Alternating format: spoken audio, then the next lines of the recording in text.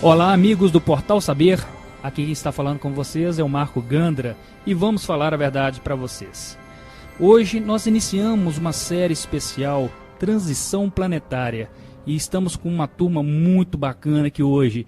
E por conta da quantidade de pessoas, hoje vai haver só a apresentação das pessoas e não vai haver a leitura tradicional das mensagens, ok? Então vamos passar para a próxima pessoa que vai fazer a sua apresentação. Olá, quem está falando aqui é o Marconi Gomes. Oi pessoal, aqui é Guilherme de Barros. Olá pessoal, aqui é a Ana Carolina. Olá pessoal, aqui é a Solange Gentes. Olá amigos, quem fala é Marco Paulo. Olá, aqui é Dauro Mendes. Olá amigos, aqui é Denis Perdigão. Oi gente, aqui é o Luiz Sérgio Marota. Oi amigos, aqui é Lívia Dias. Olá amigos, é Geraldinho Lemos. E aqui conosco também está Silvana Saldanha, que está afônica hoje, gripada, sem poder se apresentar. Muito bem, pessoal, então vamos iniciar nosso episódio logo depois da leitura de e-mails e recados. Eu tenho uma justiça nisso, mas eu não sei se vai ser possível. Leitura de e-mails. Recebemos um e-mail de Leonardo Damasceno, nos questiona se haveria a possibilidade de gravarmos um episódio falando sobre extraterrestre, falando sobre ETs e o espiritismo. Leonardo, eu quero te falar que nessa nova série que nós estamos trabalhando hoje, a série de Transição Planetária, que está muito gostosa de ser feita e eu acredito que vocês vão gostar muito de ouvi-la, haverá episódios tratando sobre essa questão. Então eu peço que aguarde um pouquinho que nós vamos gravar episódios falando sobre esse tema. É um tema realmente recorrente, muitos outros ouvintes solicitam que a gente fale sobre isso e agora vai ser a grande oportunidade de nós fazermos uma explanação, fazermos uma conversa, um bate-papo sobre esse tema, ok? Nós também temos outros e-mails e gostaríamos de agradecer as seguintes pessoas por terem enviado esses e-mails para nós. O Kaique Assunção, que gravou conosco o episódio há 2000 anos, parte 4, ele está nos agradecendo aí pelo carinho de estar conosco. Ô Kaique, nós que agradecemos a cortesia que você fez de gravar conosco. Lembro a todos que Kaique faz uma produção de peças teatrais há 2000 anos, que em breve vai estar aí, acredito que em princípio em Rio de Janeiro, e convido a todos que possam assistir essa peça que é muito bonita, muito interessante, e nós tivemos acesso aí a alguns figurinos dos bastidores, e são roupas realmente lindíssimas. Parabéns pelo trabalho, Kaique. Pelo episódio Recordando Chico Xavier, número 13, com Carlos Bacelli, nós agradecemos o e-mail de Renata Marques e da Aldamir Maria de Carvalho. Aldamir, que sempre está conosco, muito obrigado aí pela lembrança. Pessoal, eu quero lembrá-los também e pedir muito aí que vocês acessem a Pod Pesquisa 2014. A Pod Pesquisa 2014 não é uma iniciativa exclusiva do Portal Saber, não é uma iniciativa exclusiva dos podcasts espíritas, mas sim é uma iniciativa dos podcasts nacionais. Peço que todos gastem um tempinho, vá lá na Pod Pesquisa 2014, selecione o Pod Saber. Algumas pessoas podem ter dúvidas. O Recordando Chico Xavier é um podcast à parte? Não. O Recordando Chico Xavier é uma série do Pode Saber. Ou seja, se você quer falar sobre o Recordando Chico Xavier, você vai ter que selecionar lá Pode Saber. Ok? Você seleciona Pode Saber, coloca suas informações, e essas informações são muito importantes para nós, porque é assim que nós vamos conseguir identificar as características necessárias para um podcast de melhor qualidade, para atendê-los de uma forma mais adequada. Perfeito, pessoal? Peço aí que vocês entrem na Pod Pesquisa e façam aí essa pesquisa conosco. Para dar mais informações sobre a Pod Pesquisa, eu chamo aí o Léo Lopes do podcast Radiofobia. Léo, dá o recado para nós. Muito obrigado.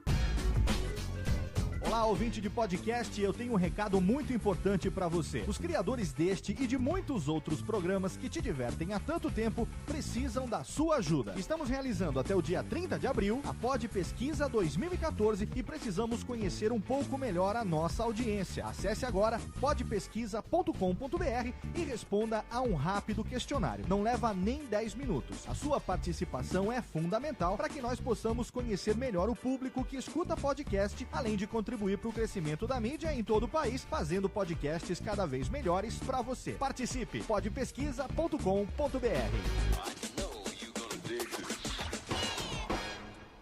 Quero comentar que esse episódio realmente ficou fantástico. Eu lembro de Daniel, quando no Velho Testamento ele fala que ele, estando no exílio lá na Babilônia e descobrindo as profecias de um novo porvir, voltando para a Terra Santa, Daniel orou fervorosamente para que as profecias, as boas profecias, realmente fossem cumpridas. E é esse o convite que nós fazemos a todos nessa série Transição Planetária.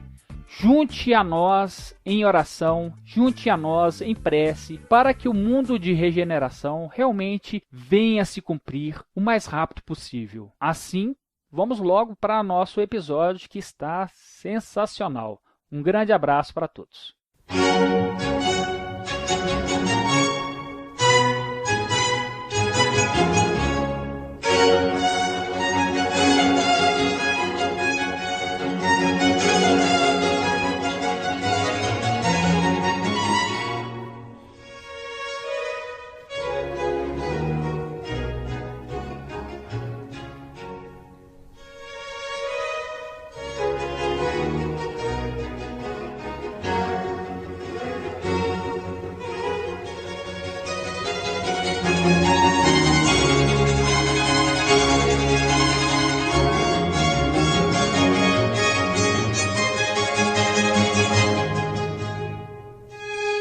Geraldinho, hoje, como nós vamos falar sobre transição planetária, uma questão que é muito importante nós respondermos é como é possível o conhecimento do futuro.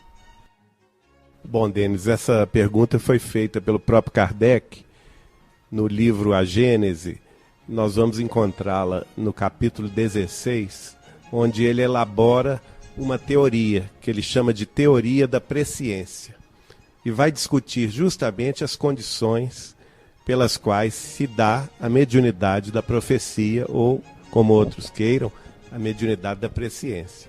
É muito interessante esse capítulo e será importante a gente tratar sobre essa questão, até mesmo para a gente entender como chegam a nós as notícias da espiritualidade em relação ao futuro da humanidade, em relação àquilo que pode acontecer de acordo com o caminhar das coisas aqui na Terra.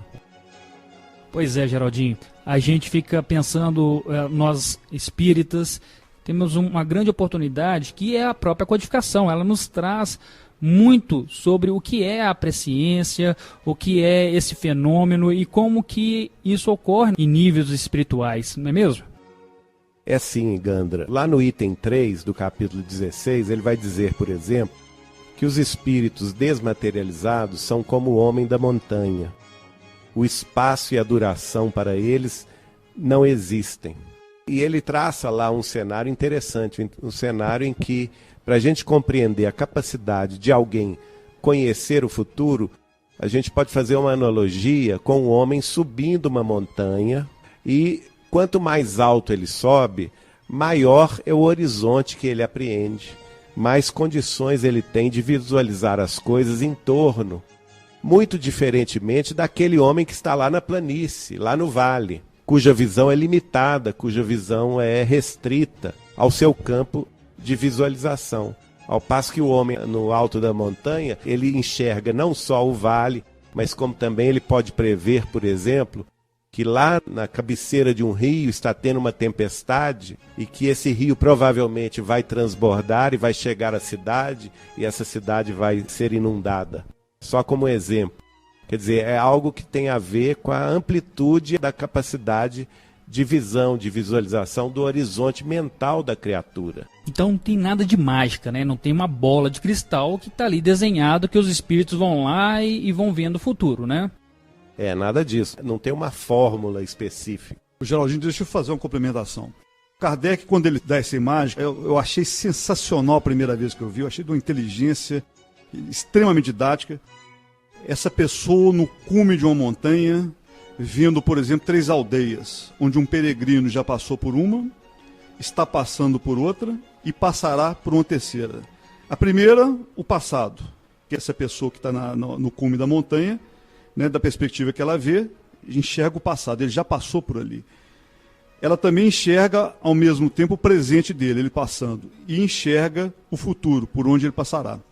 Isso é muito interessante, porque a gente vê, numa parte do Livro dos Espíritos, onde fala como é que os espíritos percebem o tempo, a gente vê muito de acordo com a teoria da relatividade geral, porque ela fala que passado, presente e futuro são reais e coexistem. São reais e coexistem.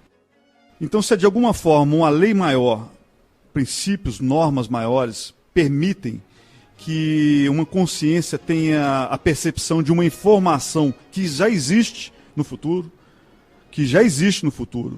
porque Deus sabe, nós supomos, nós lidamos com possibilidades e com probabilidades, Deus sabe. Então, às vezes, tudo já existe. Então, quem sabe, às vezes, ele permite, né, através de processo de revelação, através de processo de percepção, ou através da nossa própria inteligência, que a gente vá captando de processos mediúnicos, de alguma forma, essas informações que já estão aí. Outro fenômeno interessante, a mecânica quântica traz para a gente, que é da escolha retardada. É dos fenômenos mais impressionantes que nós vamos apresentar na reunião de estudos, quando a gente retomá-la. É dos fenômenos mais impressionantes que tem descoberto pela física. Que do futuro, observações realizadas no futuro, criam realidade no futuro, no presente e no passado. Criam. Quer dizer, então do futuro, você age sobre o passado. Você cria realidade desde o passado. Desde o passado. Então nós estamos vendo com isso, como é que de alguma forma, do futuro, pode-se influenciar o passado.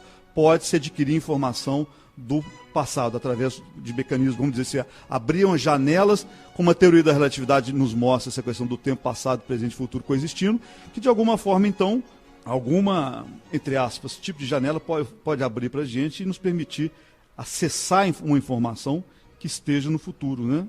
Outra é a teoria, é consequência, uma das soluções da equação do Maxwell, do grande físico James Clerk Maxwell, do século XIX, que elaborou com mais qualidade o eletromagnetismo, a teoria eletromagnética, né?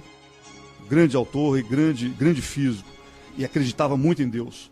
Maxwell, uma das soluções de uma das equações de Maxwell, fala da chamada onda avançada. Essa onda avançada, ela vem do futuro, trazendo informação para o passado.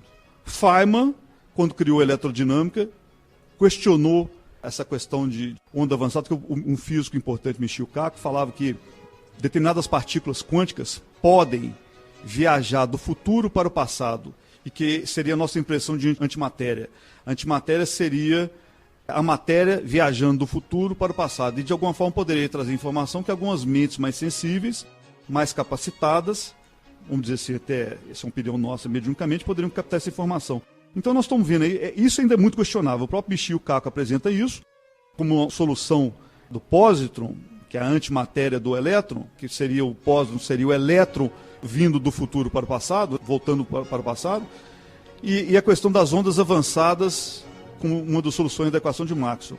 Mas são coisas especulativas que não são aceitas por todos os físicos. Nós colocamos aqui 3 pontos da física falando dessa possibilidade da gente relacionar futuro, presente e passado.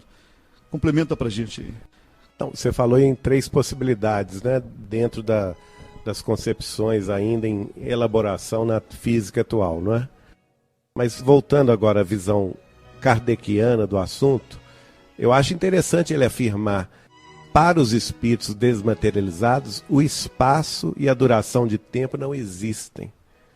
E vai completar, ele diz assim: a extensão e a penetração da vista desses espíritos são proporcionadas à sua depuração e à sua elevação, que já alcançaram na hierarquia espiritual. Então, ele já coloca aí como uma pré-condição para a pessoa ter este acesso que você falou, essa janela de acesso à informação do futuro, a questão moral, da elevação moral do espírito, e que, de acordo com a sua evolução moral, ele será capaz de apreender ou visualizar mais a respeito do que acontece ou do que existe em torno de nós. Geraldinho, seria o caso do homem da superfície se comunicando com o homem da montanha? Ou seja, ele sendo capaz, através dessas características morais que você disse e dessa elevação espiritual, ele conseguiria um acesso, até do ponto de vista físico, à mente do homem da montanha? Ele não precisaria estar na montanha para ver o que o homem da montanha vê? Nós podemos elaborar em cima disso, né? Filosofar em cima disso. Mas eu creio o seguinte, que eu acho que o homem da superfície na imagem de Kardec é o homem comum. Com todo o respeito, é a mediocridade humana, que não tem grande apreensão, olha somente em torno dos próprios passos. Mas a partir do momento que ele passa a evoluir moralmente, espiritualmente, ele usa muito a palavra desmaterializar-se. A partir do momento que ele faz esse trabalho de se desmaterializar, ele sobe a montanha, né? E aí ele apreende mais. Luiz Sérgio. Eu acho que isso também remete, depois, é claro, podemos fazer até um podcast a respeito disso, mas isso remete à questão, inclusive, da própria mediunidade e da qualidade dos médiuns, que são, na verdade, os nossos profetas, e a evidência moral que cada um pode trazer. Quando o médium ele traz em si um corpo de evidência moral superior, nós sabemos que ele tem com mais chance, é claro, isso é lógico, de estar em maior contato com esses espíritos desmaterializados. E aí a gente tem que tomar muito cuidado na hora de entender, e por isso a gente pesquisa aqui um Chico Xavier, na hora de entender, porque entender essas entidades com nossa cabeça essencialmente medíocre, materializada, da superfície, e de uma forma às vezes até a princípio aparentemente racional, pode não ser assim tão fácil quanto a gente pode imaginar. É o que a gente costuma dizer a respeito do Allan Kardec, a respeito de um Chico Xavier e outros aí, que às vezes são espíritos geniais e que muito transcenderam a condição humana. E às vezes a gente simplesmente lê, concebe, mas não estamos entendendo direito, porque são espíritos com uma concepção moral muito superior, que transcendem muitas vezes nossa capacidade de entendimento corriqueiro, não é? Luiz Sérgio, o pessoal está meio curioso para saber qual é exatamente esse texto que a gente está comentando. Você pode ler para a gente, por favor? Com certeza. Ele diz o seguinte: suponhamos um homem colocado no cume de uma alta montanha a observar a vasta extensão da planície em derredor. Nessa situação, o espaço de uma légua, pouca coisa será para ele, que poderá facilmente apanhar de um golpe de vista todos os acidentes do terreno, de um extremo a outro da estrada que lhe esteja diante dos olhos. O viajor que pela primeira vez percorra essa estrada sabe que, caminhando, chegará ao fim dela. Constitui isso uma simples previsão da consequência que terá a sua marcha. Entretanto, os acidentes do terreno, as subidas e descidas, os cursos d'água que terá de transpor, os bosques que haja de atravessar, os precipícios em que poderá cair, as casas hospitaleiras, onde lhe será possível repousar, os ladrões que o espreitem para roubá-lo, tudo isso independe da sua pessoa. É para ele o desconhecido, o futuro, porque a sua vista não vai além da pequena área que o cerca. Quanto à duração, média pelo tempo que gasta em perlustrar o caminho. Tirai-lhe os pontos de referência e a duração desaparecerá. Para o homem que está em cima da montanha e que o acompanha com o olhar, tudo aquilo está presente. Suponhamos que esse homem desce do seu ponto de observação e, indo ao encontro do viajante, lhe diz: em tal momento encontrarás tal coisa, serás atacado e socorrido. Estará predizendo o futuro, mas futuro para o viajante, não para ele, autor da previsão, pois que para ele esse futuro é presente. É muito interessante também, é o Kardec que diz, com relação à questão do tempo, de acordo com a perspectiva que você tem do tempo, seria como você vê um relevo, montanhas. Quando você está numa planície, a montanha fica aquele obstáculo enorme na sua frente. Na medida que você se eleva, as montanhas, o relevo vai se aplanando. e aquele relevo vai virando uma coisa uniforme. Então assim seria o tempo. O Emmanuel fala uma abordagem muito interessante sobre essa questão de espaço e tempo, no próprio livro dele, Emmanuel, que é de 1938, ele perguntado sobre esse tempo e espaço seriam reais ou seriam efeitos ilusórios. E ele mostra que são efeitos ilusórios, de uma forma bem mais elaborada. Ele mostra que são efeitos ilusórios, mas efeitos necessários para o nosso momento evolutivo, que nós ainda precisamos, na nossa fase, ter referência, né? Lidar com o exterior, com objetos, com pessoas, com tempo. Então nós precisamos desse fenômeno, desses processos ainda, né? E o Kardec fala isso muito interessante, essa perspectiva do tempo, na medida que você se eleva, como é que esse fenômeno vai ficando diferenciado. Porque a sua percepção vai mudando. Sua perspectiva, né? Luiz Sérgio, você que é um grande estudioso aí da Bíblia, né, do Velho Testamento, do Novo Testamento, como você vê a presciência aí no Velho Testamento falando coisas de Daniel, que mais para frente vai no Apocalipse? Esse ponto é um ponto que eu diria tão sensacional, porque há previsões de milênio de antecedência no Novo e Velho Testamentos. Nós acreditamos que tenha muito a ver com isso que Allan Kardec tem dito para a gente. Nós estamos falando aqui de seres angelicais que preveem mais ou menos qual que é um processo didático, porque na verdade o Velho Testamento, como diria o Chico Xavier, ele dizia que o Velho Testamento é a nossa busca, nossa pergunta, nossa inquirição, e Jesus é a resposta no Novo Testamento.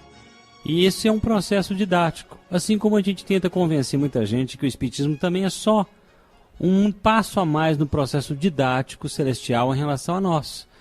Que ele não veio derrogar as outras religiões, que ele não está aqui para competir nem fazer um novo culto religioso, mas sim para que a gente possa, unidos, dar um passo além no campo do entendimento da questão espiritual e religiosa. Então, nesse processo didático, mais ou menos você entende que haverá determinados ciclos de estudo, determinados ciclos de vida em que teremos que passar por determinados testes.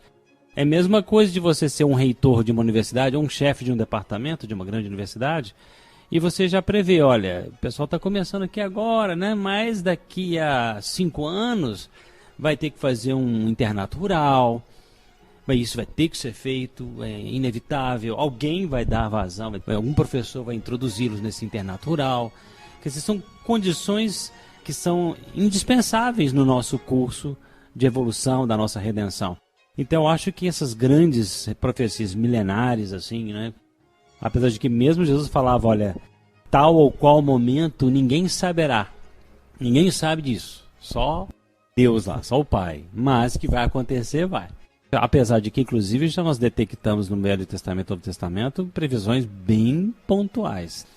Agora, um outro ponto que eu acho que no futuro a gente pode também pensar é que existe um espaço, porque quando estamos tratando das previsões em relação ao nosso espírito, são previsões mais delicadas. Porque o apóstolo Paulo costumava dizer o seguinte: para nós ou para vós, para quem os tempos já são chegados. É porque nós sabemos que em termos de evolução espiritual, para muitos de nós os tempos já são chegados há muito tempo, né?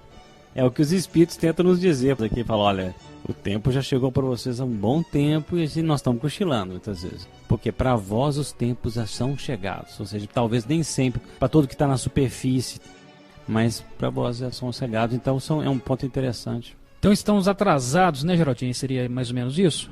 Eu acho que nós estamos para lá de atrasados. Mas a questão é a seguinte também.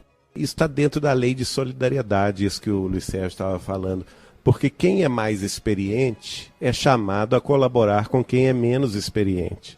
Então os espíritos já mais preparados, como foram os precursores, os profetas, por exemplo, do judaísmo, os apóstolos do Cristo, os grandes iluminados do cristianismo, também os grandes iluminados do budismo, do hinduísmo e de todas as religiões do mundo, de certa forma fizeram o papel desses iluminados, dessas pessoas preparadas para nos avisar de algo, para nos chamar à responsabilidade, para dizer para a humanidade que ela precisava caminhar moralmente. Todas as religiões nós vamos ver isso.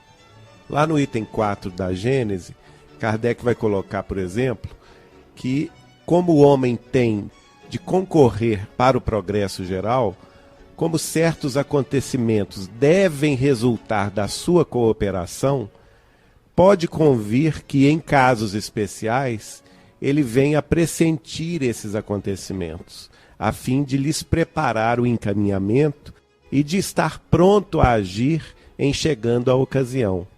E completa o seu pensamento dizendo: por isto é que Deus, às vezes, permite se levante uma ponta do véu, mas sempre com um fim útil.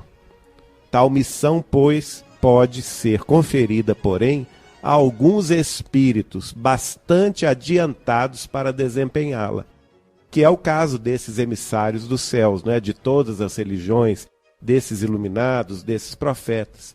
Eles vieram com essa missão de nos alertar sobre o caminho do progresso e também para facilitar que a gente aqui na Terra concorra também para que esse progresso chegue. Por quê? O progresso não é uma coisa dissociada da nossa realidade.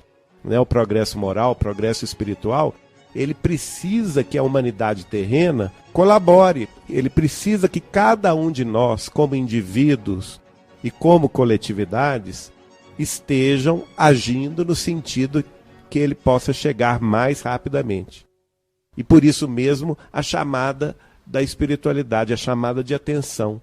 E neste particular, a profecia ou a presciência vem justamente para nos dizer: olha, é como o homem lá do alto da montanha. Se a humanidade perseguir este caminho esburacado, mais adiante há um buraco maior que todo mundo vai cair nele. O que não quer dizer que a queda no buraco maior vai acontecer, mas ela é sempre um aviso para que nós nos apercebamos que podemos mudar de direção ou mudar de caminho, escolhendo uma trajetória melhor de ascensão espiritual. O Haroldo usa um exemplo da Bíblia, né, o texto de Jó, onde Jó vai ser convidado pelo Senhor a falar aos homens de Nínive que estavam numa conduta inapropriada, e é feita uma previsão de destruição, de cataclismas. E Jó tem toda aquela história que vai ser engolido pela baleia, mas quando ele chega a Nínive, fala da profecia, ele sensibiliza os habitantes de Nínive, que mudam de procedimento, e aquelas profecias não se concretizam. Então esses alertas também são para que determinadas profecias não se concretizem, para que nós tenhamos essa capacidade de mudar o rumo das nossas ações, dos nossos sentimentos, assumindo novas responsabilidades e desvinculando-nos das consequências negativas dos nossos próprios maus atos. Isso mesmo.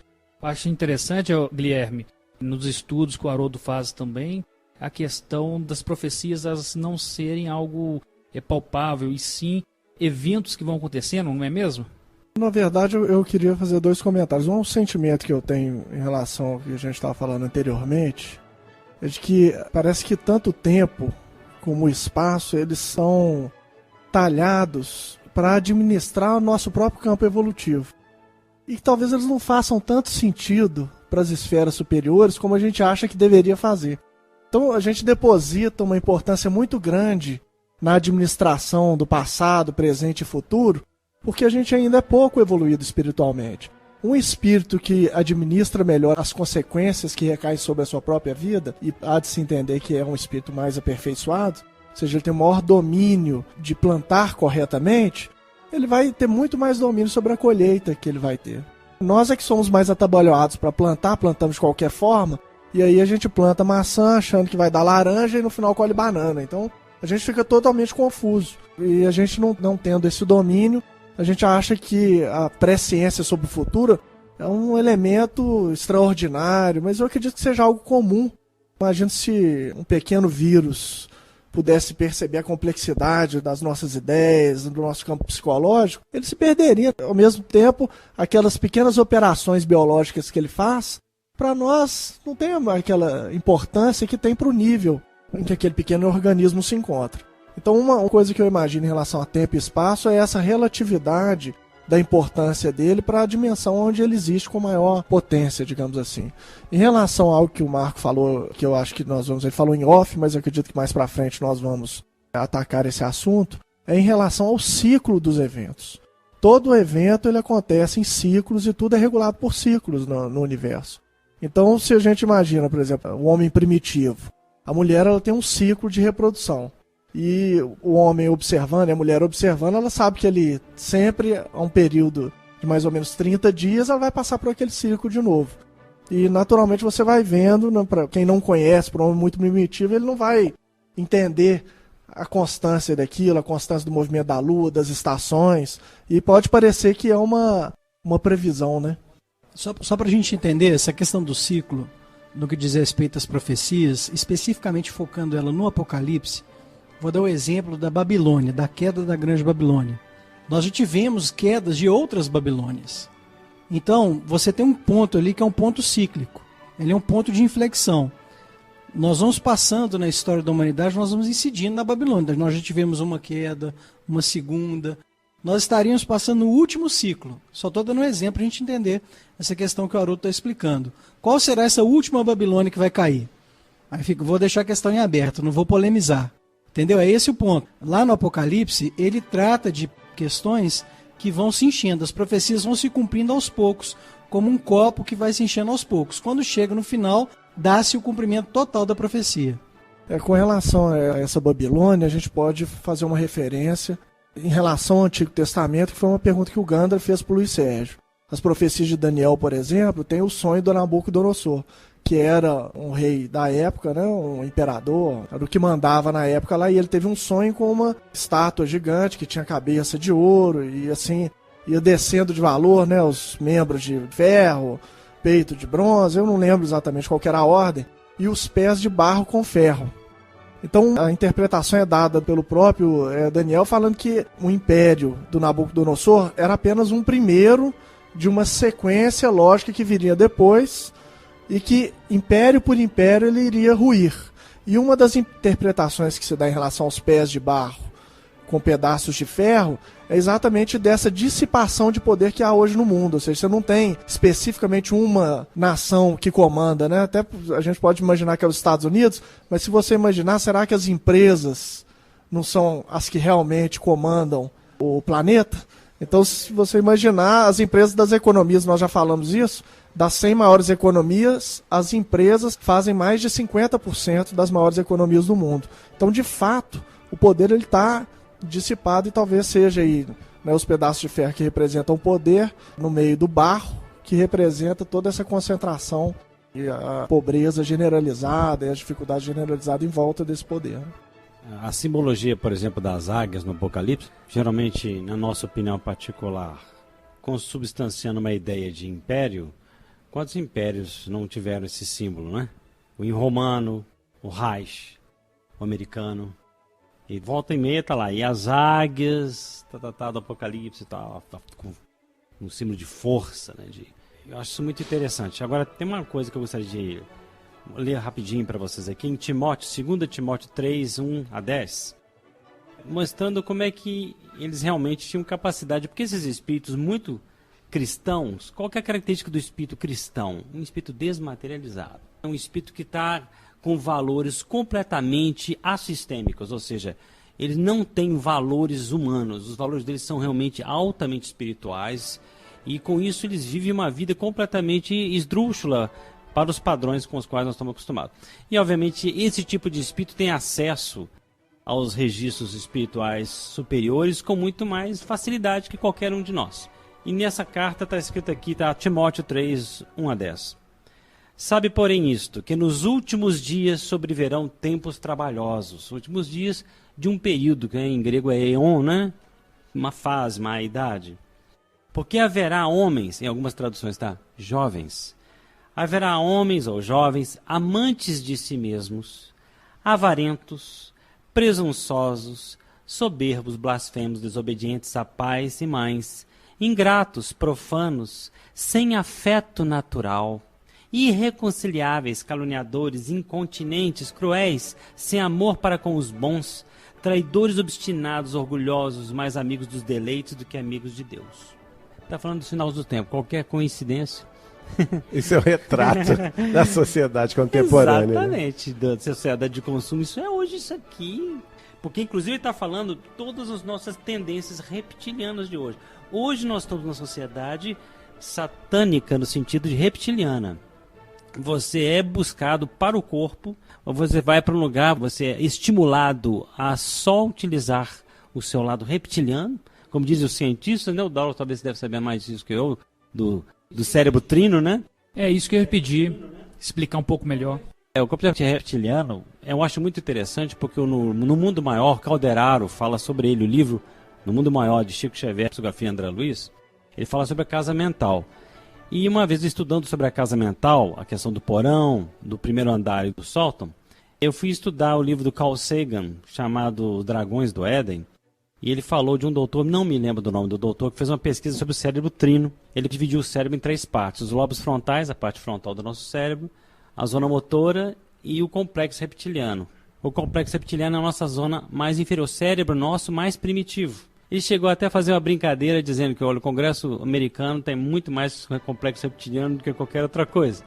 A gente age na primitividade do nosso ser lá. Isso era muito de acordo com o que o Calderaro falava no livro lá de 1947. E quando ele falou isso, eu achei muito interessante, porque nós hoje na Terra, tudo nos puxa para esse nosso lado réptil. A competitividade, a ode ao corpo, pura e simplesmente, ao combate. Eu lembro uma vez no Discovery Channel, um documentário que me impressionou, que não sei porquê, esse documentário deveria ter sido espraiado pelo mundo inteiro, nunca mais o vi. Os soldados americanos do exército americano, um grupo específico, foi treinado só para se estimular o complexo reptiliano, em todos os treinamentos. Hoje, todos estão presos, e houve até uma entrevista com um dos soldados falando o seguinte: eu me via fora do corpo estrangulando minha namorada, eu a matei com as minhas próprias mãos, sem nenhum controle sobre mim mesmo. Ou seja, de tanto treinar fisicamente a competitividade, os treinos especificamente para eles serem os melhores soldados e mais inescrupulosos da face da Terra. E de fato eles assim ficaram e sem controle sobre si próprios não conseguem mais conviver socialmente. Isso é o que acontece se a gente começar a estimular só esse lado. O lado da sexualidade, o lado da competitividade, o lado da violência. E depois nós nos vemos nesse tipo de previsão aqui. Haverá homens amantes de si mesmo, avarento, presunçoso, soberbo, blasfemo, desobediente. O complexo reptiliano, por exemplo, se você começar, igual fazemos hoje, a colocar a libido como sendo a meca do ser humano, você não vai conseguir um estado com lei e ninguém que obedeça a leis. Que leis é pertinente ao lobo frontal, aos nossos regentes morais. Então, uma geração de jovens que não conseguem meditar, que não conseguem orar, que não conseguem ter princípios superiores, não conseguem acessar esses lobos frontais, eles não vão conseguir. Eu lembro um rapaz que previu que os Estados Unidos seriam atacados por terroristas. Esqueci o nome dele, que o pessoal aqui deve saber. Acho que é escritor americano. Ele previu. Ele falou assim, olha, hoje o exército americano é um exército de libidinosos. Como é que você acha que numa nação dessa vai se segurar assim? Não é que está sendo moralista, gente, mas não façam isso em casa. Mas tenta ficar por conta só de sexualidade, só de violência, só de competitividade por um mês. E ver o que você vai conseguir no final do mês em termos de altruísmo, em termos de obediência a regras, em termos de disciplinas, etc. E tal. Difícil demais, né? Eu acho interessante isso estar acontecendo justamente nesse período de sinais dos tempos, essa exacerbação. Talvez isso esteja acontecendo justamente para as coisas não ficarem mais às escondidas. Porque não é que isso não acontecesse na sociedade antiga, isso acontecia. Só que ficava debaixo dos panos. E com a sociedade, na época de um apocalipse, de renovação da humanidade, isso ficar debaixo dos panos não leva à cura, não leva à regeneração.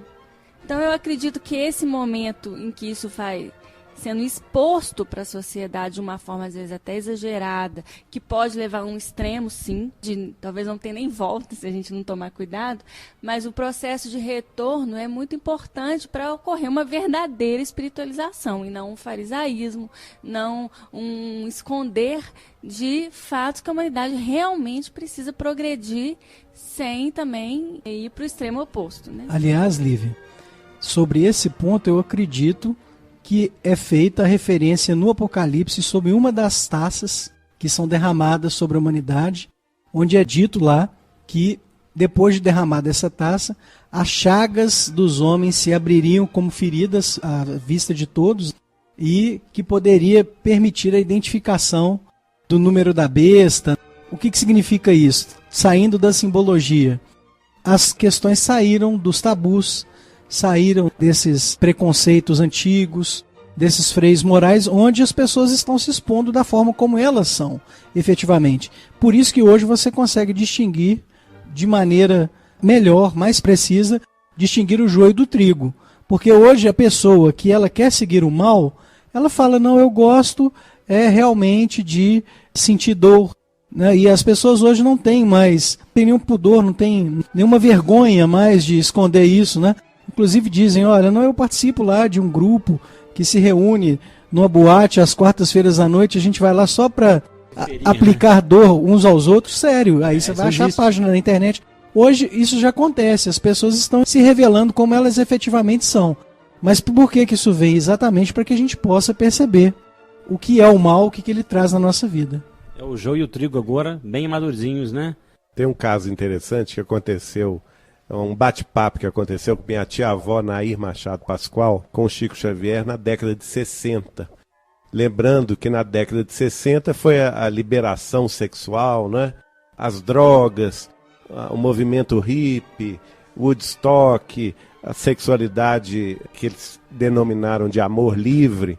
E ela então virou para o Chico e falou assim, olha Chico, eu não entendo esse mundo de hoje, porque essa confusão toda, eu acho o seguinte, a gente já devia reencarnar certinho para encontrar a pessoa amada aqui na Terra, para não ter confusão, e todo mundo vivia feliz para sempre, por que isso não ocorre? Aí ela contava para nós que o Chico deu uma boa gargalhada e falou com ela, Nair, minha nega, esse mundo que você está querendo é para daqui a 500 anos. Acontece o seguinte, a sexualidade foi presa no homem e na mulher durante muitos séculos, pelo domínio das religiões, pela perseguição, inclusive, filosófica, religiosa. Isso tudo ficou como uma panela de pressão. E agora nós estamos vivendo um momento que a panela de pressão explodiu. E nós estamos no meio dessa explosão. De modo que ela vai demorar ainda uns 5 séculos para tudo voltar, tudo atingir a normalidade espiritual. Um outro ponto que eu gostaria só de citar aqui, ainda nesse texto que eu estava lendo, eu não tinha lido, que ele é mais extenso, para mostrar como é que um espírito de 2000 anos atrás estava entendendo essa questão da realidade do cérebro trino nosso e do nosso uso excessivo do complexo reptiliano. Inclusive, você sabe, o Allan Kardec era estudioso dessa questão, eu acho que, se não me engano, chamava frenologia, assim, a ciência, não é isso? Eles dizem o seguinte, ele diz aqui em Tiago, falando das moças nécias que eram carregadas de concupiscências e levadas de concupiscências, ele fala assim, que aprendem sempre e nunca podem chegar ao conhecimento da verdade. Essa frase é espetacular, porque nós vivemos numa sociedade que estuda demais. Todo mundo estuda muito, mas a gente aprende tão pouco, né? Porque nas nossas escolas não se estuda mais caráter, não se estuda mais respeito, não se estuda mais amor, só se estuda brilhantismo intelectual. Quer dizer, a gente está que aprende, estuda, mas nunca chegamos à percepção da verdade. Porque realmente você vibrar simplesmente e aprender simplesmente nesse nível reptiliano, você vai aprender para ferir, aprender para competir, aprender para engolir, aprender para matar, aprender para destruir e adquirir para si. Você vira um vórtex, um buraco negro de egoísmo, né? E isso, de fato, infelizmente, está na base, inclusive, das nossas próprias escolas inadvertidas dos valores antigos, às vezes mais aí dessa época aqui, ó, de 2000 anos atrás, de formação de moral, de caráter, em função que nós não podemos ficar por conta disso, porque o menino tem que passar no vestibular, porque tem muita competitividade, então não pode aprender isso aqui, mas isso é um desastre. Eu vejo que com esse extremo que estamos chegando agora, talvez a sociedade vai parar para refletir, e aí vem o papel grandioso, talvez, do espiritismo, né? De colaborar com uma cultura nova, com uma reflexão nova, com a transformação do homem espiritual, né? Com a desmaterialização que o Chico falou, porque as pessoas estão vendo onde está chegando, né, a situação. Olívia, minha voz não está boa, mas enfim, vou participar assim mesmo, porque eu acho que essa intervenção é muito interessante. Quando você falou dessa questão do espiritismo, a gente faz o culto no lar 2 vezes por semana, e o meu filho, que inclusive fez o Enem agora, no final de semana, participou. E ele estava nos contando que ele tem um amigo que disse que quando tiver filhos, ele vai ele mesmo ensinar os filhos em casa, educá-los em casa, passar o conhecimento científico todo em casa. Bom, em termos de lei, hoje no Brasil isso não é possível. Os pais são cobrados. Mas o que eu falei com ele foi o seguinte: existem vários tipos de inteligência. E que essa inteligência intelectual, hoje em dia, ela é a que menos é importante.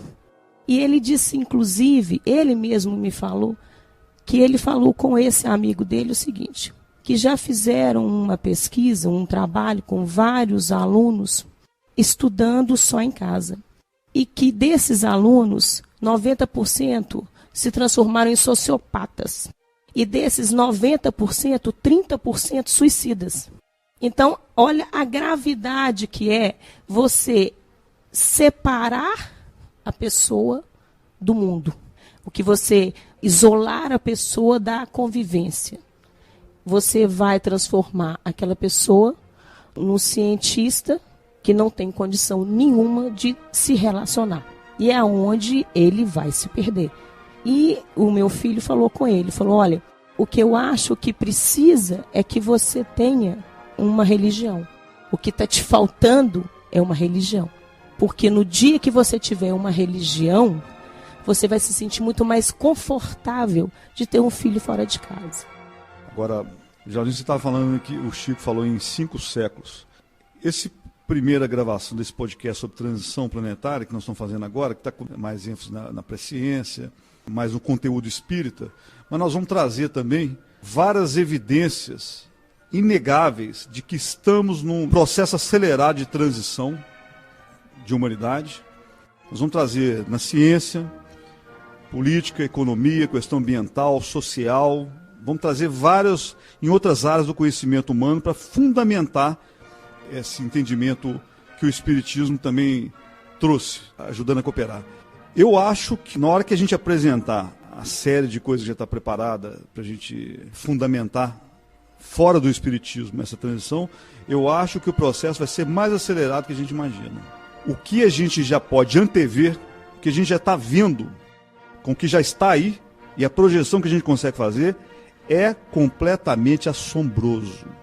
Os próximos 30, 40 anos vão ser absolutamente impressionantes de todos os pontos de vista. Sem dúvida, eu acho que nós vamos chegar nessa conclusão aí, não resta dúvida. Voltando aí a um ponto que o Marco Paulo trouxe, a questão dos ciclos, também o Luiz Sérgio falou, é importante a gente visualizar o seguinte, que os ciclos se repetem, sim, mas existe uma revelação importante que o Chico Xavier vai conversar comigo a respeito, a gente vai deixar para a última parte dessa série, e que ele vai se referir exatamente a este último ciclo da transição planetária, porque ele vai dizer o seguinte, o chamado final dos tempos, na realidade, é o final dos tempos do mundo de provas e expiações. É o último ciclo que ele vai chamar, que o que nós estamos vivendo hoje, nessa transição do final do século XX para o início do século XXI, é justamente o último ciclo. Ele ainda fala comigo assim, olha, lá nas Sagradas Escrituras, este nosso período vai ser reconhecido como a 1/10 hora. Ora, o que é a 1/10 hora? É um ciclo, mas é a última hora antes da 12ª hora, que é o último número, né, do relógio. Então, a 1/10 hora é justamente esse último período onde as coisas acontecem mais aceleradamente.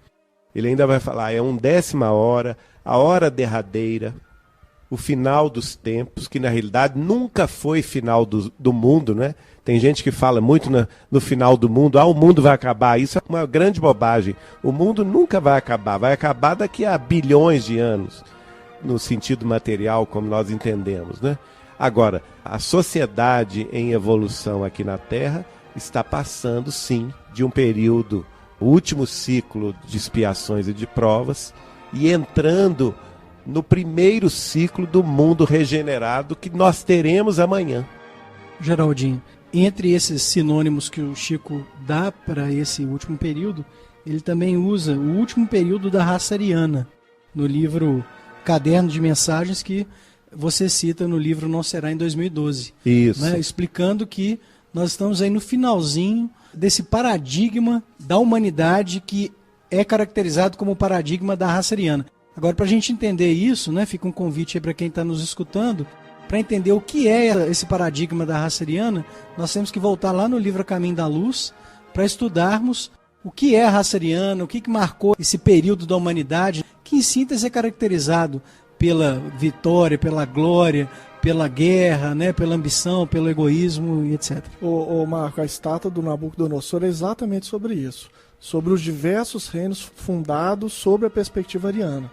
Que eles naturalmente já tinham o germe da sua própria destruição, é a sua própria perspectiva psicológica, né? Ou seja, a astúcia extrema, ela leva à concentração de riqueza, por exemplo. A concentração de riqueza gera uma distribuição econômica absolutamente insustentável. Então, você já pode prever que vai haver revolução, quebra econômica e por aí afora, por exemplo, né?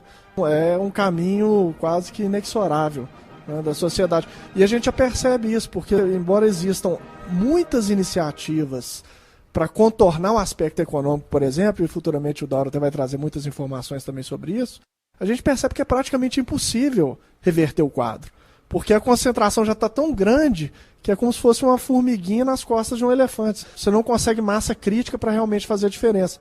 Infelizmente, parece que a única diferença que vai ser feita é realmente a quebra e esse sistema ruir com o próprio peso.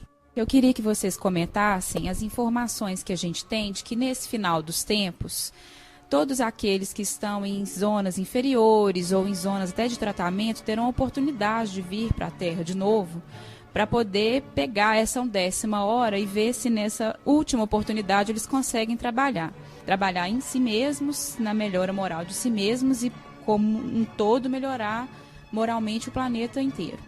E junto com essa informação, existe uma outra informação de que já temos espíritos elevados, em grande número, vindo para a Terra, e até crianças que já demonstram grande conhecimento ou uma elevação moral que é diferente do que a gente está acostumado a ver no planeta, que são esses espíritos que vão nos ajudar e nos carregar para essa transição, para essa elevação. Então eu vejo esse contraponto de todo esse mal que a gente vê insurgindo no mundo e que a gente vê como uma coisa que talvez não tenha controle, mas porque é uma oportunidade para alguns e um trabalho para outros. E eu queria que vocês comentassem um pouquinho a respeito disso.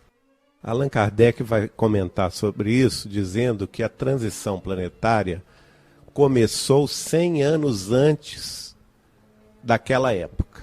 Nós temos que nos remeter, então, ao século XVIII.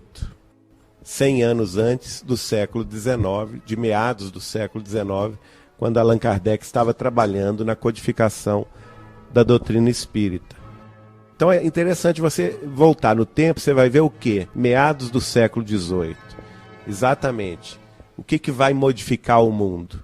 A Revolução Francesa, é a independência norte-americana, os ideais libertários, igualdade, fraternidade, justiça, que vai impactar toda a comunidade terrestre. A restauração das repúblicas. A restauração das repúblicas. Enfim, um grande número de acontecimentos, guerreiros, inclusive, de revoluções, e que vão trazer mudanças na face da Terra significativas.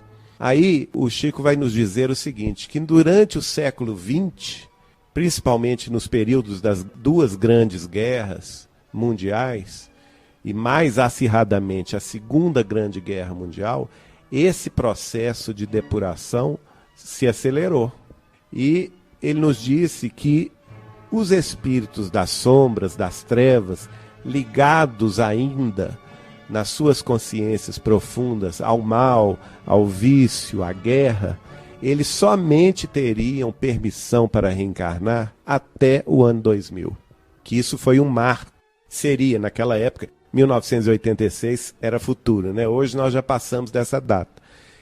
E que eles teriam a última chance de reencarnar até o ano 2000.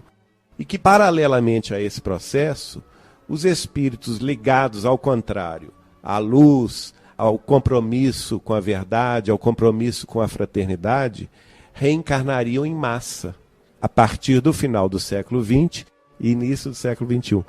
E aí ele fala, por exemplo, para nós, que o guia espiritual dele, Emmanuel, viria, liderando uma grande falange de espíritos ligados à religiosidade, ligados à mediunidade, para trabalhar para este mundo novo, assim como também o espírito de Victor Hugo viria liderando os artistas, os pintores, os músicos, os escultores, os literatos, para trazer um novo renascimento para a face da Terra. E ele ainda me disse o seguinte, que se o século XX seria conhecido no futuro como o século das ciências positivas, da tecnologia e dos avanços científicos acelerados, que o século XXI será lembrado mais à frente como o século da espiritualidade e das artes. O André Morot, um grande pensador francês, fala que o século XXI será o século do misticismo ou não existirá. E você está falando uma coisa interessante, que eu vou colocar aqui não é um processo de estudo de estatística, mas a gente nota essas crianças com 4, 3, 5, 7, 8, 9, 10, 12 anos, bem diferenciada de crianças há 30 anos atrás. Não sei se é impressão minha, mas eu converso com vários pais, por exemplo, que vejam que esses meninos estão mais sensíveis, mais afáveis, mais cordatos, mais amorosos, mais curiosos, uma inteligência diferenciada. Agora, a gente não sabe se é o pai coruja falando, mas eu converso com outros pais e vejo, e como eu falei, isso não é um estudo estatístico, mas que é interessante, porque eu lembro que na minha época a gente andava com um estilingue no pescoço e um espingardinho de chubim na mão, querendo arrumar confusão em rua. Então eu vejo uma diferença bem grande no momento de hoje, né? Hoje os meninos são mais éticos, são mais ligados à ecologia, ao respeito pelos animais, pela natureza. Vou só pegar um gancho aqui, porque essa questão que o Geraldinho trouxe, muito interessante a gente perceber que ela está em consonância estrita com uma mensagem, uma passagem, uma manifestação do Kardec na Revista Espírita. Depois vocês me cobrem porque eu vou colocar no portal. Ele vai explicar o seguinte, como nós podemos vislumbrar a passagem para uma nova fase no planeta, né, para um mundo de regeneração. E aí ele vai dizer o seguinte, imaginemos o cenário em que espíritos reformados comecem a reencarnar em profusão no planeta Terra. Está no capítulo 18 da Gênesis também. Sim, é porque ele geralmente repetia textos, né, da Revista Espírita nos livros da codificação. Mas eu já vi essa passagem na Revista Espírita. É o capítulo Sinal dos Tempos. Interessante. Então ele vai dizer lá o seguinte, olha, essas novas almas, esses novos espíritos que vão estar aqui na Terra, eles já não vão compactuar com a desonestidade, eles não vão aceitar uma política desonesta. Então eles vão promover, pela manifestação moral deles no dia a dia, na vida, a reforma paulatina do planeta. Uma coisa que eu também lembrei quando a Carolina falou, foi de uma profecia que Chico Xavier fez, datada da época em que ele estava psicografando o livro No Mundo Maior, do espírito André Luiz, sobre o capítulo 11, se não me engano, chamado Sexo. E Chico Xavier disse que foi levado por Emmanuel a uma cidade espiritual que ele chamou de cidade estranha, em que havia ali só espíritos ligados à sexualidade. E engraçado, em 1947 o Chico cita, né, e descreve grandes desfiles altamente eróticos, que parecia muito com os nossos desfiles de carnaval hoje, mas na época não existia isso, né? Ele falou que esse pessoal todo iria reencarnar. Eles estavam ali numa última festa, porque a espiritualidade superior tinha dado um ultimato para eles, falando, olha, agora acabou a festa aqui, acabou a farra, todo mundo vai ter que reencarnar. Houve uma preocupação nos fóruns espíritas mais íntimos de Chico Xavier, porque se isso acontecesse, eles já chegaram a deduzir que isso seria a derribada das instituições. Porque pessoas tão reptilianas, vamos dizer assim, reencarnando de uma hora para outra, iria mudar a sociedade inteira, e de fato isso aconteceu.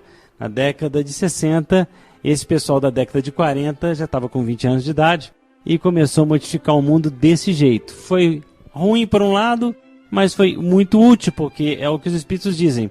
Eu lembro do Sr. Leão. O Sr. Leão chamava esses espíritos de paraquedistas. Falando, professor, o que é paraquedista? São esses espíritos que ficaram muito tempo no plano espiritual, sem reencarnar, porque querem ficar numa certa farra, não tem muitos débitos nem nada, mas de repente são obrigados a pingar aqui. E de repente nasce naquelas famílias de militares, nas famílias tradicionais, aquelas pessoas mais antissistêmicas possível, né? Aquelas pessoas que realmente chocavam a família inteira com comportamentos completamente idiosincráticos em relação ao que a família era e tudo mais. Isso tem a ver com isso que você falou. Espíritos forçados a reencarnar para poder, no momento de transição, terem as suas chances, inclusive a chance até de errar. Eu queria só aqui levantar uma questão aqui muito importante para o Geraldinho, né, explicar. É a questão do livre-arbítrio nesse contexto todo da transição planetária. Porque a impressão que eu tenho, a gente lê as obras e realmente, obviamente, isso pode mudar muito, né, de acordo com como a humanidade vai se portar, né, se comportar diante dessa transição. Então, eu acho que deve ser levantado essa importância aí do livre-arbítrio, que pode nos levar a uma fase de transição melhor ou não, muito mais dura para todos nós que estamos aqui na Terra e também para aqueles espíritos desencarnados. Oportuna a pergunta, Geraldinho, e eu ainda acrescento mais uma coisa que eu estava vendo no material que você usa para palestras. Há uma relação de causa e efeito dessa presciência e o que está sendo demonstrado. Vai acontecer aquilo mesmo? Há outras oportunidades? O livre-arbítrio está envolvido nisso? Como que envolve tudo isso? Bom, nós temos que comentar aqui duas coisas. A primeira delas é ainda complementando aquela questão dos ciclos evolutivos. Quando os ciclos evolutivos chegam a um determinado ápice, ocorre uma profusão da mediunidade. E aí, a mediunidade ela é caracterizada como uma característica deste final de ciclo. E isso é tão antigo, gente, que está lá no Velho Testamento. Eu vou citar aqui, por exemplo, o trecho de Joel, da profecia de Joel, que é repetida pelo Atos dos Apóstolos, que Lucas escreveu a pedido de Paulo. Lá em Joel está no capítulo 2, versículos 28 a 29. No Atos dos Apóstolos, também capítulo 2, versículos 17 a 18. E essa profecia diz assim: nos últimos tempos, diz o Senhor, espalharei do meu espírito por sobre toda a carne. Vossos filhos e vossas filhas profetizarão. Vossos jovens terão visões, e vossos velhos terão sonhos. Nesses dias espalharei do meu espírito sobre os meus servidores e servidoras, e eles profetizarão. Por que eu trago isso? Porque isso vai ser uma marca registrada do final de ciclo, que é o que nós estamos vivendo hoje. E sendo uma marca registrada de final de ciclo, nós vamos ver que tem uma razão da mediunidade funcionar aí como um alerta para o nosso livre-arbítrio. Por isso que a mediunidade profética, ela está muito ligada como um aviso espiritual para que a humanidade tenha por si mesmo méritos para decidir no melhor caminho.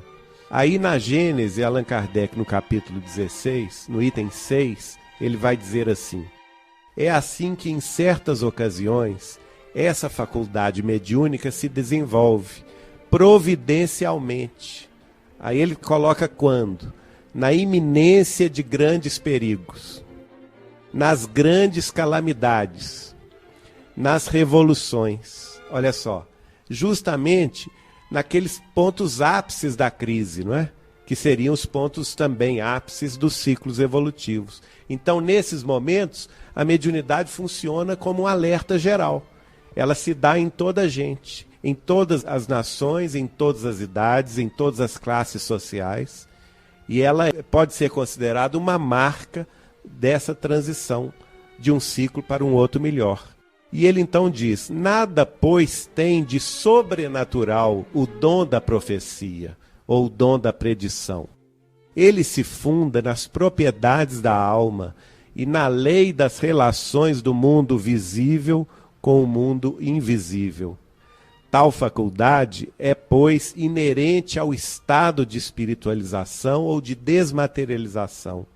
Acontecimentos pertencentes ao futuro podem assim ser preditos. É uma faculdade inerente e proporcionada ao estado de desmaterialização. Aí vem a questão do livre-arbítrio, no item 14 da teoria da presciência, porque ele diz assim: pode, portanto, ser certo o resultado final de um acontecimento. Pode-se achar este nos desígnios de Deus. Então, nós podemos daí seguir o seguinte raciocínio. O que é certo? O que é absoluto? O que é fatal? A evolução. Por quê? Porque a evolução é da ordem divina. Lá no livro Brasil, Coração do Mundo, Pátria do Evangelho, quando, antes do descobrimento da América, Jesus vai mostrar a Eliú as plagas da América, ele vai dizer o seguinte, que é da vontade do meu Pai, quer dizer, não é nem da vontade do Cristo, é da vontade de meu Pai que para estas regiões inabitadas seja transplantada a árvore do meu Evangelho. E esta árvore do Evangelho do Cristo, ele mesmo diz, vai se situar no coração da parte sul das Américas, enquanto que na parte norte seria situado o cérebro do mundo, né? Então, ele diz o seguinte, isso é da vontade do Pai, é da vontade divina, então é certo que vai acontecer. Allan Kardec vai dizer o seguinte, como, porém, quase sempre os pormenores e o modo de execução se encontram subordinados às circunstâncias e ao livre-arbítrio dos homens, podem ser eventuais as sendas e os meios pelos quais essa evolução se dará. Está nas possibilidades dos espíritos superiores prevenir-nos do conjunto, se convier que sejamos avisados. Então nós temos parte nisso, né? O nosso livre-arbítrio está aqui. Os espíritos superiores, chegamos a um topo de um ciclo, um ápice de uma etapa evolutiva, vêm os espíritos superiores nos avisar para que tomemos cuidado com esse momento, porque ele é crucial na nossa caminhada de evolução, e justamente nesse momento nós podemos estar alertas para agir no nosso livre-arbítrio da melhor forma possível, para colaborarmos para que este ciclo se dê e essa transição se dê da forma mais pacífica, mais fraterna e com mais sabedoria possível.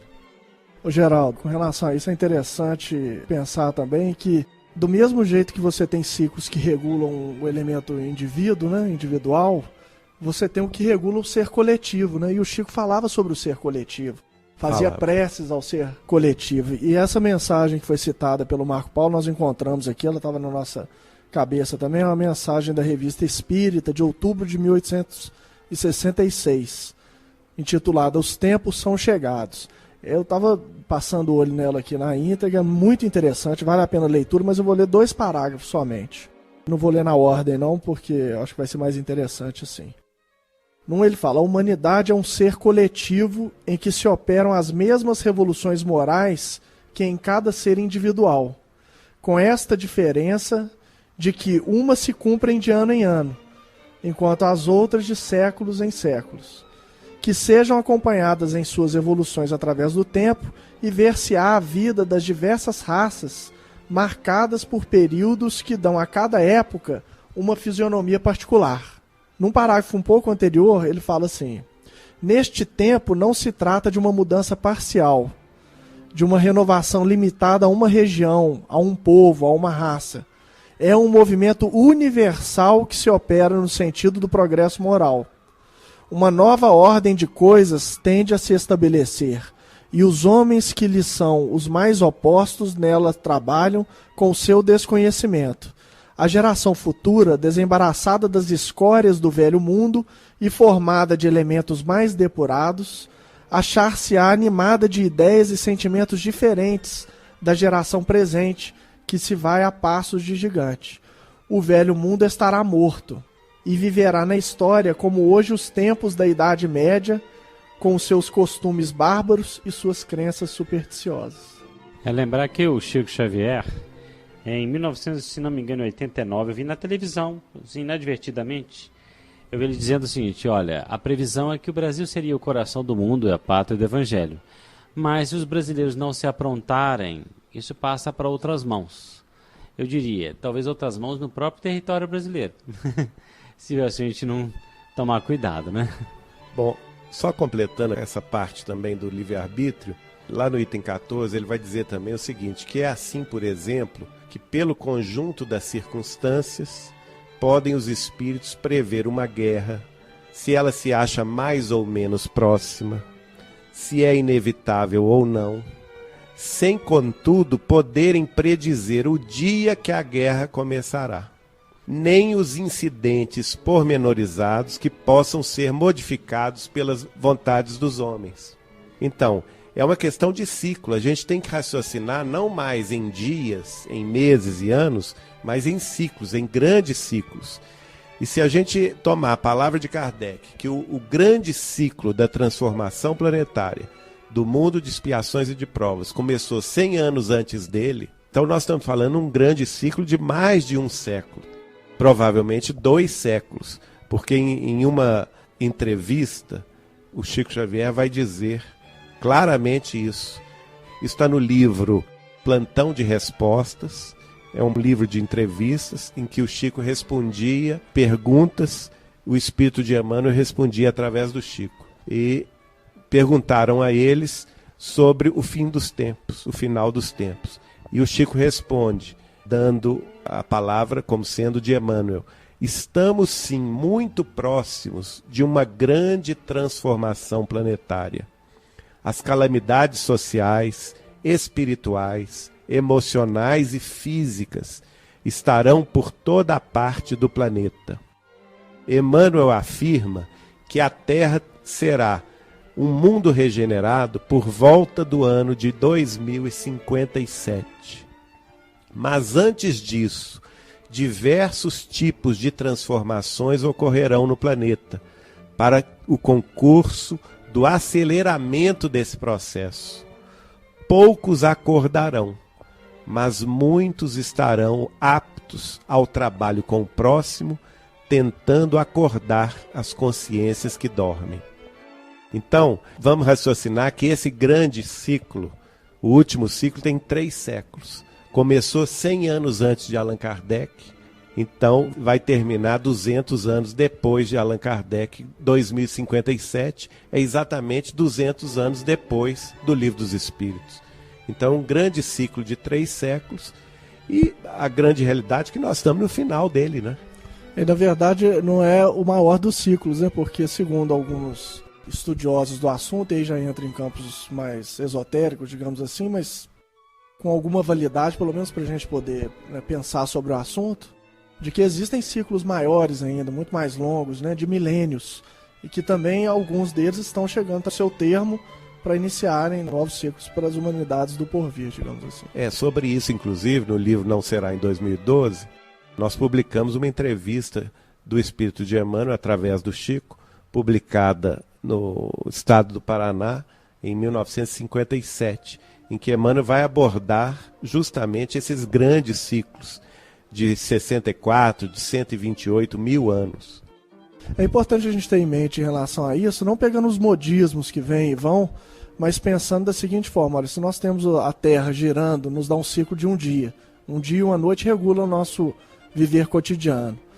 A Terra girando em torno do Sol nos dá um ciclo de 365 dias que regulam as estações, e aí tem as colheitas, que influenciam a sociedade de uma maneira geral. Se nós pensarmos que o sistema solar também certamente está em movimento, há de ter uma centralidade em torno da qual ele se movimenta, e há também, imaginando aí por analogia, né, Dauro, que a gente também teria, teoricamente, a possibilidade de um ciclo mais amplo do que esse de 365 dias, que regularia grupo de galáxias, clusters. Então, esses sistemas todos... Por analogia, a gente poderia inferir que existem ciclos mais amplos também, aos quais né? o sistema solar está subordinado, de uma certa maneira. Gente, eu estava só querendo ver um pedacinho aqui do André Luiz, para embasar aquilo que o Ganda tinha perguntado a respeito da questão do complexo reptiliano, que é o embasamento, inclusive, do nosso estudo aqui, porque o Emmanuel diz uma coisa muito interessante. Ele diz que a evolução é baseada em você aprender com o passado, projetar o futuro, agindo no presente. Nós trouxemos à baila aqui a questão do André Luiz conversando com Calderaro no livro No Mundo Maior, sobre a questão do cérebro trino, também abordado no livro Dragões do Éden, de Carl Sagan. O Calderaro diz o seguinte: nervos, zona motora e lobos frontais no corpo carnal, traduzindo impulsividade, experiência e noções superiores da alma, constituem campos de fixação da mente encarnada ou desencarnada. A demora excessiva num desses planos, com as ações que lhes são consequentes, determina a destinação do nosso cosmo individual. A criatura estacionada na região dos impulsos, que é o que acontece muito com a gente hoje, complexo reptiliano, ela vive num labirinto de causas e efeitos, desperdiçando tempo e energia. Quem se entrega de modo absoluto ao esforço maquinal, na zona motora, né, gente? Trabalha, sem reflexão também, sem consulta ao passado e sem organização de base para o futuro, mecaniza a existência, destituindo-a de luz edificante. E os que se refugiam exclusivamente no templo das noções superiores, ou seja, você ficasse lá só contemplando ou orando, sofrem o perigo da contemplação sem as obras, da meditação sem trabalho e da renúncia sem proveito. Ele diz que quando nós estacionamos num desses pontos de uma forma perigosa, pode se caracterizar a obsessão aí já. Um processo que enseja a obsessão. Por isso a nossa sociedade está tão carente de saber orar, de saber meditar, de ter um tempo para conversar, de lermos, de escutarmos essas coisas, de conversarmos juntos, porque senão nós não teremos tempo nem mesmo para saber se as profecias estão sendo cumpridas ou não. Bom, eu só queria completar aqui sobre essa questão da teoria da presciência. No final do capítulo, Allan Kardec então vai dizer que todas essas previsões, todas essas informações espirituais através da mediunidade vem no sentido de ter um fim útil para a humanidade, quer dizer, vem para colaborar para que a humanidade consiga sair disso aí que o Luiz Sérgio nos trouxe muito bem, das revelações de Calderaro. Então são como advertências, mas também ele considera uma coisa muito interessante, elas não vêm simplesmente ou somente pelo lado religioso, não. Ou seja, os médiuns de presciência não são somente os iluminados da religião, ou aqueles que trabalham efetivamente com a parte sentimental da religião. Mas ele diz assim: a humanidade contemporânea também conta seus profetas, mais de um escritor, mais de um poeta, mais de um literato, historiador ou filósofo, hão traçado em seus escritos a marcha futura dos acontecimentos, a cuja realização agora assistimos todos. O Kardec explica muito bem que nós temos médiuns que trazem revelações religiosas, mas nós vemos também nos cientistas, nos estudiosos, verdadeiros reveladores da verdade através dos seus estudos, das suas atividades. Isso, então, ele explica que nós temos uma revelação, que é uma revelação religiosa, mas nós temos também uma revelação que vem através da ciência. Da importância da gente nunca descurar desses dois ângulos, né? A gente tem que estudar o ângulo científico e também em conjunto aí com a questão religiosa. Já que Geraldinho falou de poetas, eu posso citar um poeta francês do século XIX, ele chama Pierre Riverdy, e ele diz que o mais sólido e mais duradouro traço de união entre os seres é a barreira.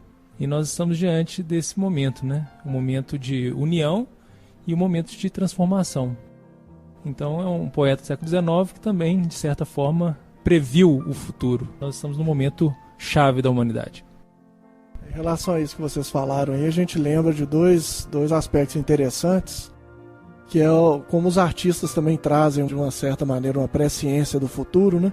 Basta a gente ver quantos filmes acertaram aí com talvez 1 ou 2 décadas de antecedência e até mais, como é que seria a nossa sociedade, e às vezes com uma exatidão realmente impressionante. E um outro que eu me lembrei aqui é que isso está tão forte, talvez, presente nas pessoas medianeiras, digamos assim, de uma forma geral, que existe chamado WebBot, que pega as consultas e os anseios das pessoas na internet, através das suas procuras pela internet, e destacam elementos possíveis para o futuro com grande nível de acerto. Então, as pessoas começam a ficar ansiosas, por exemplo, com relação ao mercado imobiliário. E aí começam a perguntar, e disso se nota uma ansiedade das pessoas em relação àquele tema. Pouco tempo depois, curiosamente, o mercado imobiliário passa por uma crise, né? Então, ao mesmo tempo, um movimento de causa, mas também parece ser, pelo que eles analisam, um movimento de uma presciência estranha que as pessoas coletivamente têm em relação a determinados fatos por ocorrer, né? Nós vamos encerrando então aqui esse nosso primeiro episódio, né? Um episódio de sequência aí sobre transição planetária. Outros episódios virão, a gente imagina que isso vai virar uma série especial, porque ainda tem muito conteúdo pela frente, e a gente agradece a presença de todos aí, esperando vocês no próximo episódio. Um grande abraço.